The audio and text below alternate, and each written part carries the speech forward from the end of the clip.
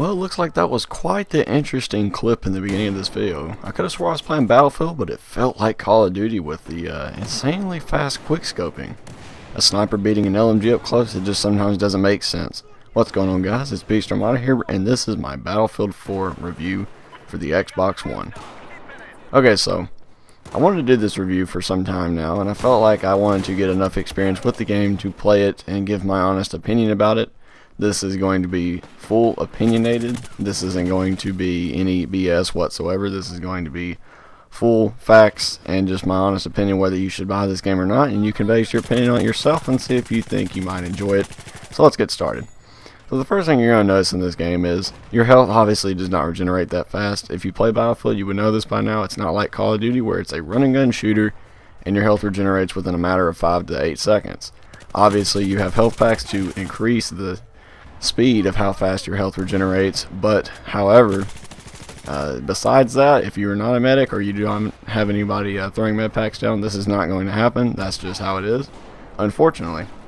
So if you're using another kit, whether it's an engineer, support, or even the sniper class, which is recon, your health will not regenerate too fast. It will take some time for it to regenerate, and this is a great example right here. This is me just waiting a little bit for my health to start to regenerate before I can go back into battle, because I'd rather have a better chance at withstanding an engagement, and I know that I'm getting shot at some more because there's some enemies coming down the staircase, so I back off and I wait and try to outplay the enemy.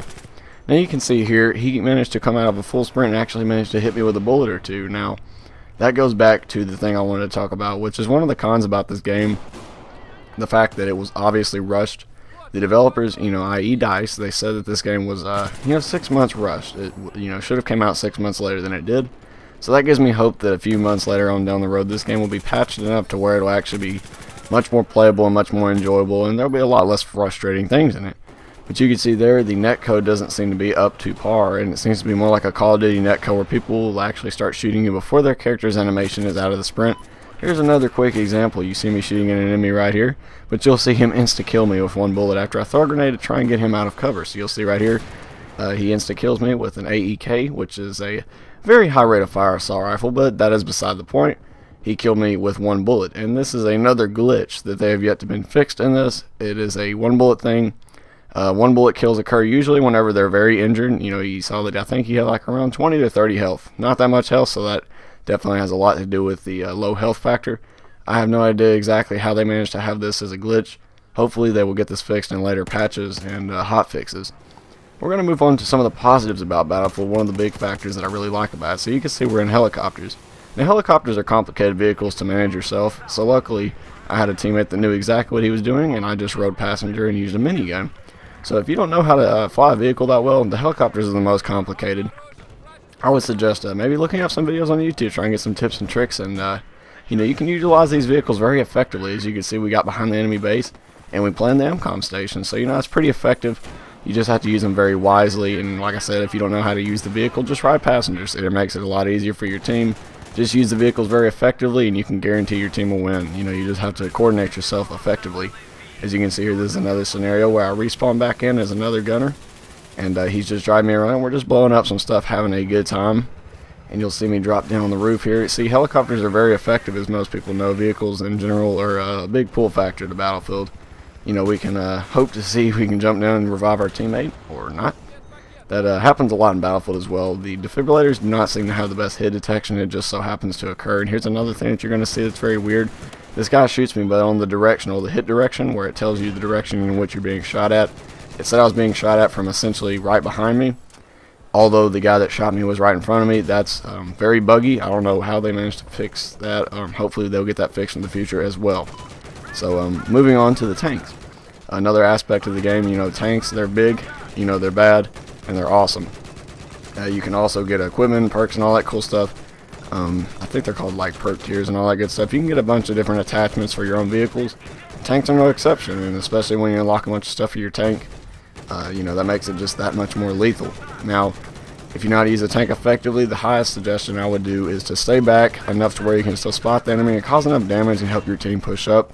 The point of a tank is to be effective and push up and basically give your team that last push to help you get to victory. So now we're going to move on to a little bit of more features about this game that, is quite awesome.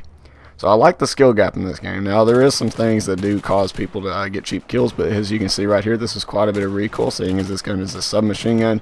It has a high rate of fire at around 1,000 rounds a minute.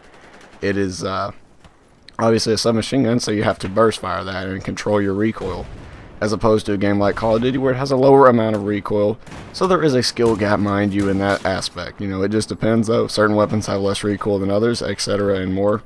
It just depends honestly on the weapon that you're using and the attachments, of course. You know, that's how Battlefield works. Depending on your attachments, your weapons may or may not have a certain amount of recoil. It just depends. I like that about Battlefield though. It feels like generally the better player, or the better man so to speak, wins the engagement 9 out of 10 times. So that's a good thing.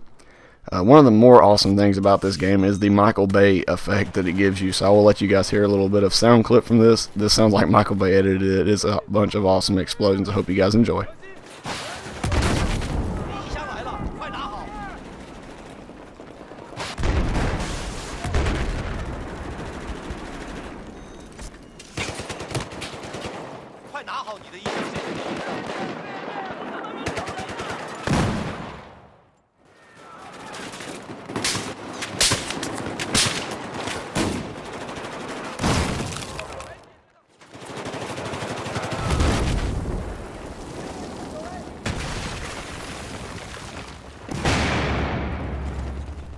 Alright, so what you can expect from this game is a lot of big boom explosions. It's just very intensive. It's a very intense game. I really like this game because, especially when you're playing rush mode or conquest, especially when you got a bunch of players, it can be very intensive and very fun because you're just high-paced action. There's always something going on, you know, especially if you get in the right lobby. It all, you know, is lobby dependent. A lot of, you know, multiplayer games are very lobby dependent. It depends on, you know, the kind of players that you're going against, but for the most part, when you're playing Rush, you can definitely expect a lot of fun action, a lot of dun dun dun dun dun, you know, Battlefield-esque, you know, only in Battlefield moments. It's very fun. You know, you guys have probably seen the trailers. It's a lot of fun. And, you know, there's obviously some cons about this game, and I already spoke about that with the netcode and all that. So the question is, do you think this game is for you? Do you think that you should buy Battlefield 4? Well, I'm here to say that I really do like this game, and I'm going to give it an 8 out of 10. Now, I know that may seem like a lower rating to some people, or it may seem like a higher rating, but the reason I gave it an 8 out of 10 is because this game is just not finished. It sadly is not finished. EA rushed this game for the next generation consoles, now current gen, you know, the Xbox One and the PlayStation 4. Unfortunately, this game was rushed, and it should not have been. Had it not been rushed, I think this would have been one of the next best Battlefield games that EA and DICE have produced, which would have been amazing, and it still is a great game. So what you can expect from this game in a quick summary: high-paced action, a lot of fun, beautiful graphics, but it does have some drawbacks. You know, there can be some slow pace in here, and there is quite a bit of bugs and glitches, but I hope you guys enjoy my review of Battlefield 4. Feel free to leave your opinions down in the comments section below. You guys, of course, have an awesome day, and I'll see you in the next one.